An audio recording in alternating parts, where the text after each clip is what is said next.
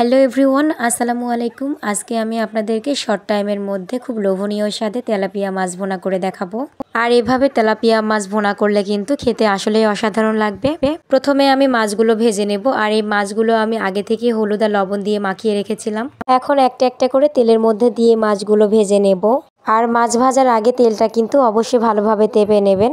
আর যে পাত্রে ভাজবেন সেই পাত্রটা খুব ভালোভাবে তেপে নিতে হবে। এতে করে মাছগুলো উল্টিয়ে দেওয়ার সময় ভেঙে যাবে না এবং খুব ভালোভাবে ওঠানো যাবে। মাছগুলো ভাজা হয়ে গিয়েছে। এখন আমি দিয়ে দিচ্ছি সয়াবিন তেল। এখন দিয়ে দিচ্ছি রেডি করা মশলাগুলোর মধ্যে সামান্য একটু পানি দিয়ে আগে থেকে পেস্ট করে নিয়েছিলাম। এখানে পেঁয়াজ বাটা, রসুন বাটা, গুঁড়া মশলা আর স্বাদ মতো লবণ দেওয়া হয়েছে। সেগুলো কষানো হয়ে গিয়েছে। এখন আমি যতটুকু ঝোল রাখবো সেই পরিমাণ অনুযায়ী পানি দিয়ে দিলাম। ফ্লেভার আনার জন্য কয়েকটা কাঁচা মরিচ দিয়ে দিলাম। ঝোলটা ফুটে এসেছে। এখন আমি মাছগুলো দিয়ে দিচ্ছি ঝোলের মধ্যে।